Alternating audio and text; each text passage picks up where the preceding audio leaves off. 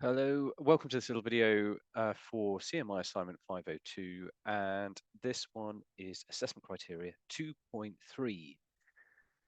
So we're getting there actually. This one, part of Task 2, we need to assess the factors which impact on the selection of learning and development activities for individuals and teams.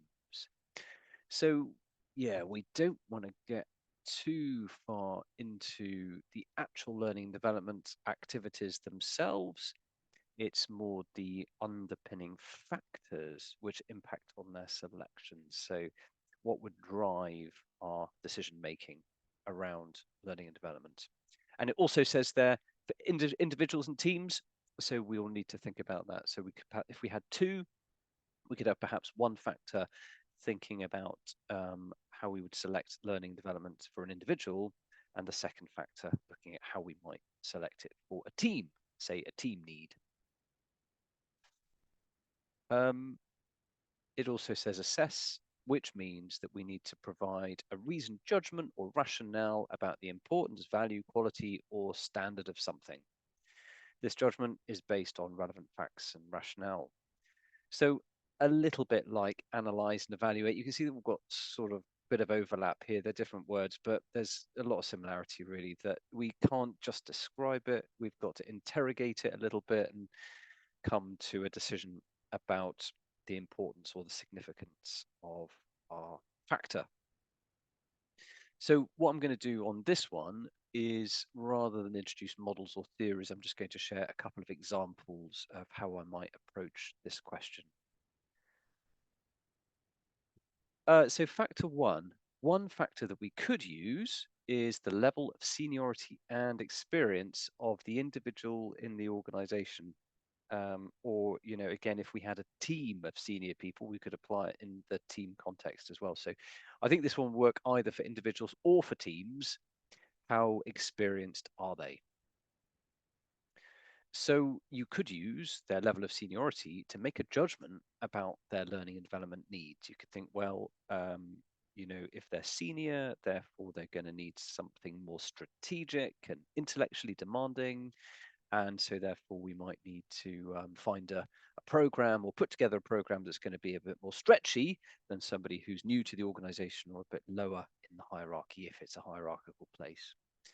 So what we sometimes do is, and this isn't unusual, it's quite a logical way of doing it. So if you kind of look at your team leader, junior managers, you might choose for them a level 3 program, A level, a bit more kind of nuts and bolts, giving people the essentials. This program, this qualification that we're doing here is level 5, so targeted at the kind of middle manager level, mid to senior. So people with, a fair bit of experience, normally sort of 5+ years experience, in management, and so therefore we would need to introduce a little bit more rigor and challenge, and just what you'll have noticed about this qualification is that it is things like there's a bit more critical thinking, there's some evaluation, you need to analyze and assess things. So it might be that we aim our more challenging programs at middle managers, and then ultimately the level 7 tier of qualifications and training opportunities, postgraduate staff, MBAs, all of that might be more focused at senior leaders who've got considerably more experience. And so we might think, well, because they're very experienced, they need to do more academically demanding, research based, rigorous stuff in terms of their learning development. So this is one factor, the seniority. So this is a way of approaching it. Many organizations do approach it this way, and what they'll do is quite simply look at their population, they'll look at their seniority, and then align the program to their seniority. Something like that. Not at all unusual to work that way. So if we assess that a little bit, okay, so it's logical and structured. It's a structured approach. It's predictable and consistent. It's good for kind of career pipelines and planning. So you could say is when you promote, or if you want to promote, you're going to have to go on this development program that's aligned to this level of the business. Logical and structured, and it gives people a sense of certainty. However, you might have senior colleagues that have no exposure to professional development and might benefit more from the fundamentals. Again, so it's not unusual to say, well, someone might be very senior and very experienced at, say, I don't know, engineering or accounting or being a lawyer, and they might be senior in their role and organization, but they might have never done anything around, say, people management or those more sort of general skills that we're looking at here. And so jumping straight in at a level 7 program might ultimately not be helpful. If anything, it just could be very confusing. What that individual might benefit much more from is looking at the fundamentals, so that you might be covering on that level 3 program. So someone's seniority isn't necessarily an indicator of their confidence in the subject matter, and actually their needs as well. Might they benefit more from something a bit more tactical, actually, rather than going in all highfalutin and doing an MBA. The other thing about this is academic expectations. So again, high level programs do have a higher level of academic expectation, more need for, if you like, in-depth writing, reading, research, all of that. And a lot of these things still aren't as inclusive as they ideally would be. That a lot of these qualifications and learning pathways involve a lot of typing and writing and that sort of thing. So the academic expectations of some accreditations may not be suitable for some colleagues, regardless of their seniority. Not everybody works that way, and that kind of more engaging with theory and research and that sort of thing. You could have people who are very senior and very experienced and very effective, but have just absolutely no interest or aptitude or desire to read textbooks and all of that sort of thing. So again, for those colleagues, this factor, this approach, just looking at seniority might not be suitable. Second factor to think about, another example, is the specific requirement of the individual's role or the role of the team. So what you sometimes do is conduct a job analysis. So you look at actually what exactly does the job require. You identify the knowledge and skills required of individuals to fulfill that role. And then you would develop and offer, or sometimes mandate, training specifically required for them to be competent in that role. So emergency services, for example, in order to function as in a fire brigade, as a paramedic, as a nurse, you would have to have a certain amount of job-focused mandatory training done. So true in certain roles. So it could be that the factor that drives the selection is actually what does the role require for them to be competent and safe in that role. So let's do a bit of an assessment of that. Well, it's likely to be cost effective and ensures training is fully relevant. It also helps to keep people safe. I haven't factored that in there, but yeah, that's not a small consideration, that actually this is entirely necessary. And I'm not for a moment going to say that we shouldn't do this, particularly in roles that have a kind of fundamental life and death or high risk or high consequence element to them. So it's absolutely essential for many roles. However, this approach doesn't account for the individual's aspirations or their development for future roles and progression. So there is a bit of a thing about only offering training to make sure that someone is safe and effective today isn't necessarily supporting their progression in the organization. So are we balancing that against giving people skills and capabilities that will help them to progress in their careers? So third point there, if you wish to retain people, you'd need to consider balancing training for today's job with supporting their aspirations for the future.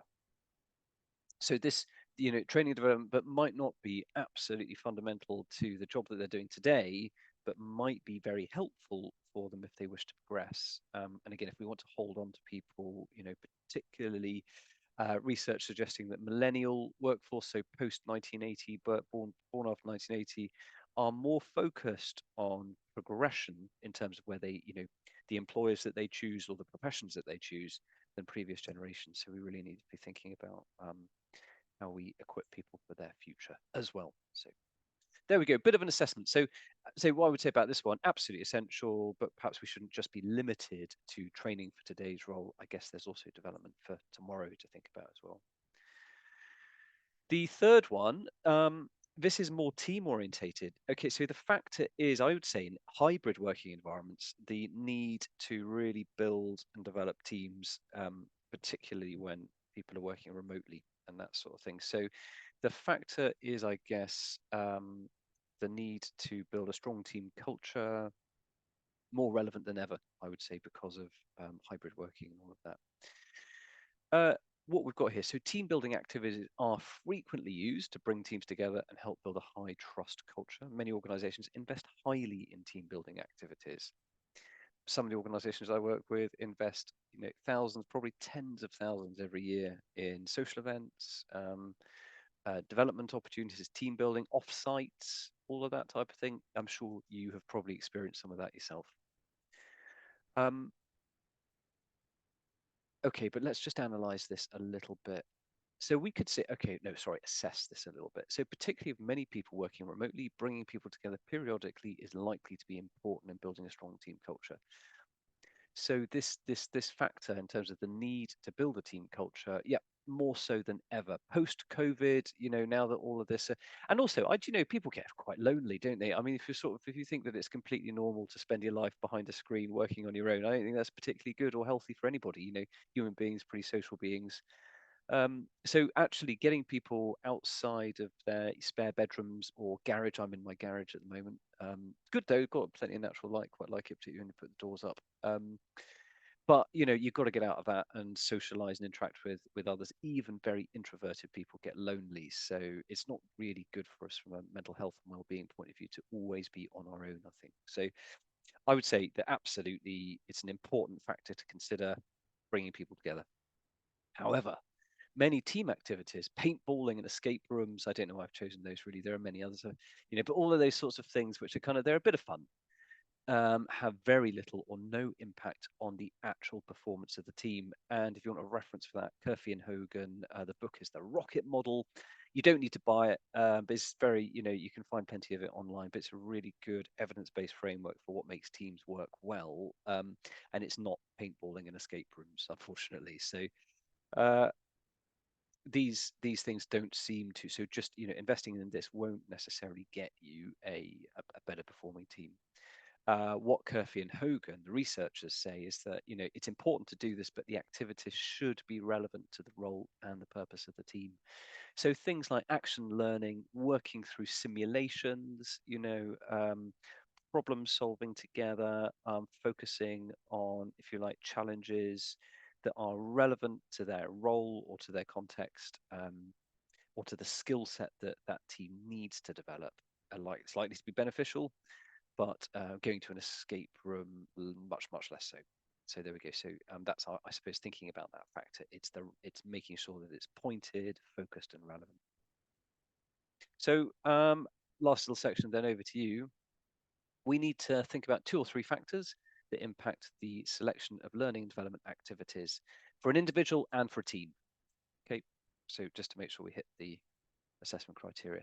There are lots of options that you could think about. I've given 3, but there's also things like the learning styles and preferences of people in the team. If you've got a bunch of very practical people, then sending them on a highly theoretical program, unlikely to work. But then conversely, if you've got a bunch of academics, then sending them on something theoretical is much more likely to be well received.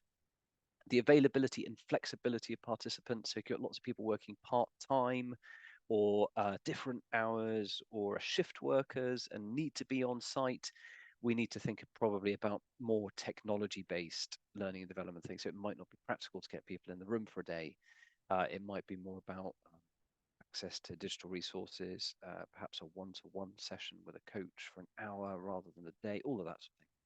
We could look at their appetite for learning, and the needs of the organization. There's probably something about actually understanding the organizational culture. Have you got a culture that, and kind of a, the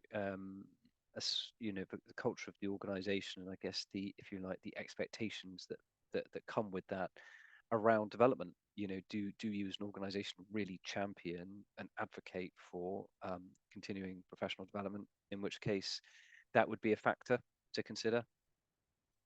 Not all organizations are like that. So just a few ideas and thoughts there, I guess. And just as I've done there in the little demonstration, we describe the factor, but we need to assess it. So it's that kind of pros and cons, strengths and weaknesses. What do we need to, what's a little bit more critical thinking about, why does it really matter or not, or what could be the limitations or problems with this consideration. So there we go. Hopefully that has given you a bit of clarity and some ideas to work with. I think that the three examples that I shared, if you wanted to kind of put those into your own, into your own words a little bit, I think that that would work well. But again, plenty of other things to think about as well. So thank you very much. Another little video insight for you, and good luck with your